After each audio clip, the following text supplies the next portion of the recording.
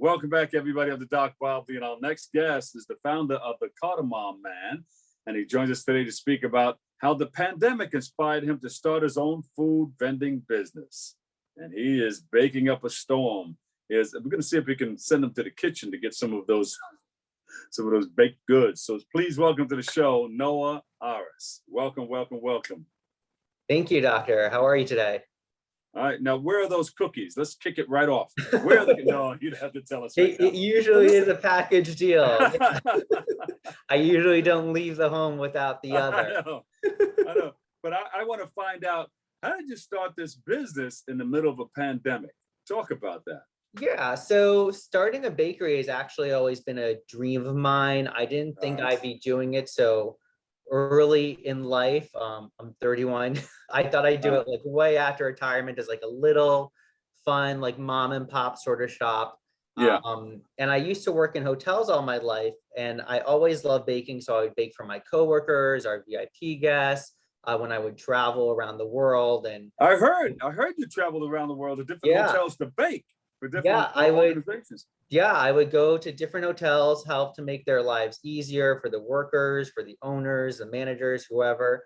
And it's always nice to bring a sweet treat because working in hospitality or working in any place, it's not easy. It's hard, and you spend most of your life at work. So it's just nice to bring a little bit of kindness out there to everybody and a little bit of sweetness.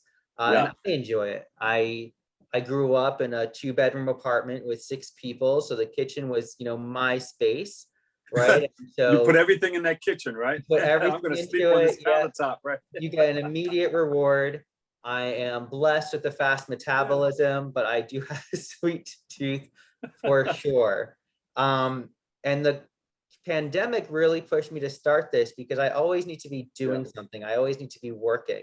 And so when I was furloughed and then eventually laid off when hotels were closing and there was no more opportunity within the hotel world, I decided to go out and just bake, just keep doing something. And then I went to farmers markets. I started a little like pet project of mine where every week I would send a little box of cookies to hoteliers I knew, whether they were still working or furloughed or laid off or whatever. It's a really small world, the hotel world. And you talk to people from all over the world and you bump into them at least 5 times in your life. So it's been fun. It's been really nice. And I love it. Yeah. How did you come up with the name Cardamom Man? So that's sort of funny. Cardamom was always my sort of secret ingredient.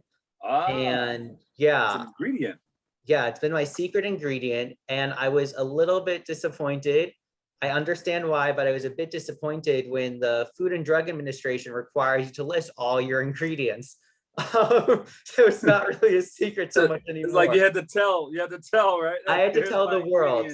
So I just thought, let me just put it out there. Let me put it on blast. Like, this is what makes my baking absolutely 100% unique, special. This is what you're gonna love, and it's fantastic. But you didn't give them all the secrets, right? Because you didn't tell them how those cookies help to grow your beard and all of that. Oh yeah, this grows pretty fast actually, and I used to hate shaving every day in school, and then finally, when I left hotels, I thought to myself, you know what? I'm just gonna grow it out because now I can. What cookie do you use for that? My beard.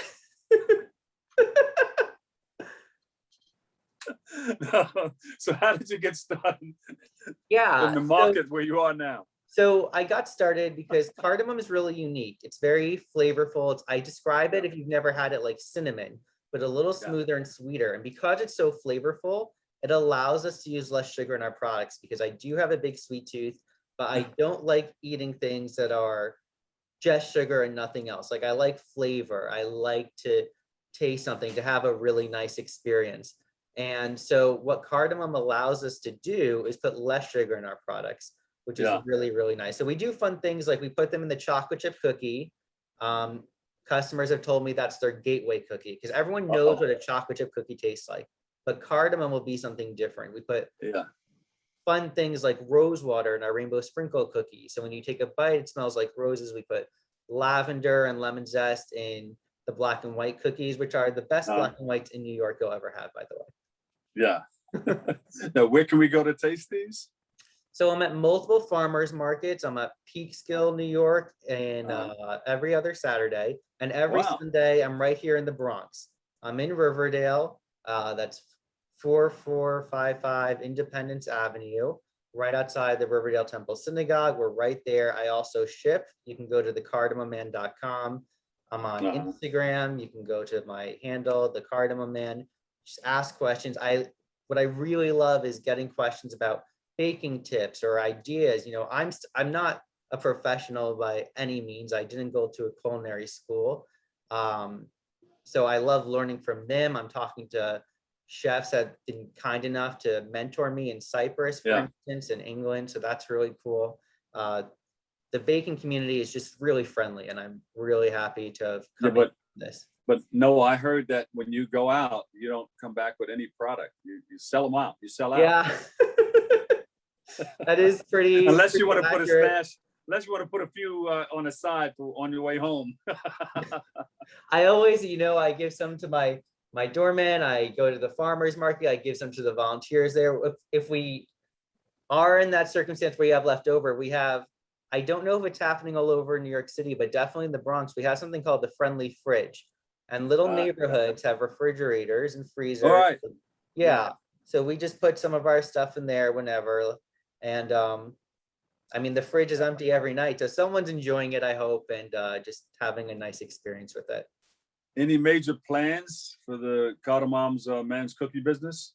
Yeah. So what I just starting next week is looking to get a brick and mortar store. Oh, all right.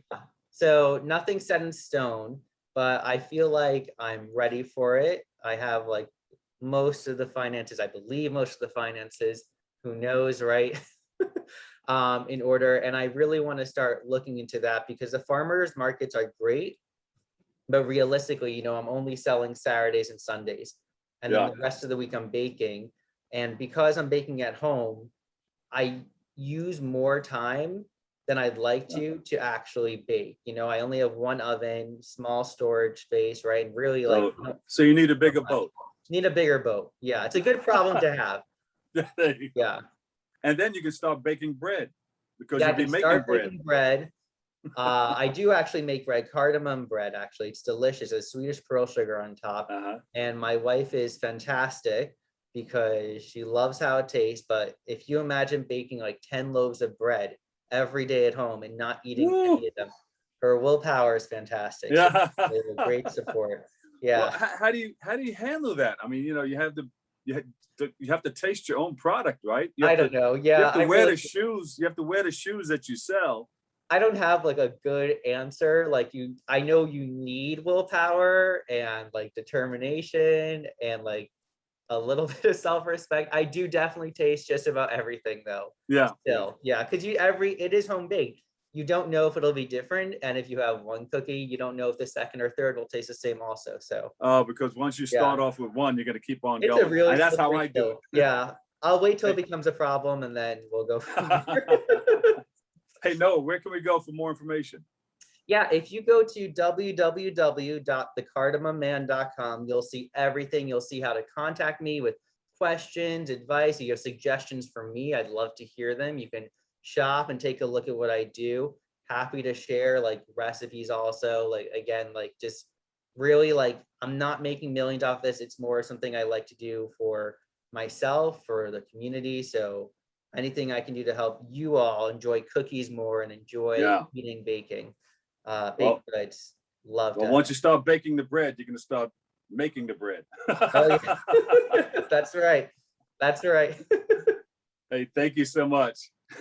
Thank you, Dr. Noah, I appreciate Noah Arris. Thank you. The Cardamom Man's Cookies. Noah Arris, founder of the Cardamom Bakery. Well, I'm going to call it bakery because you want the brick and mortar. That's right. That's absolutely right. And that's going to happen for you. Absolutely. All right. God bless you. You have a biblical name. God bless you. Thank you.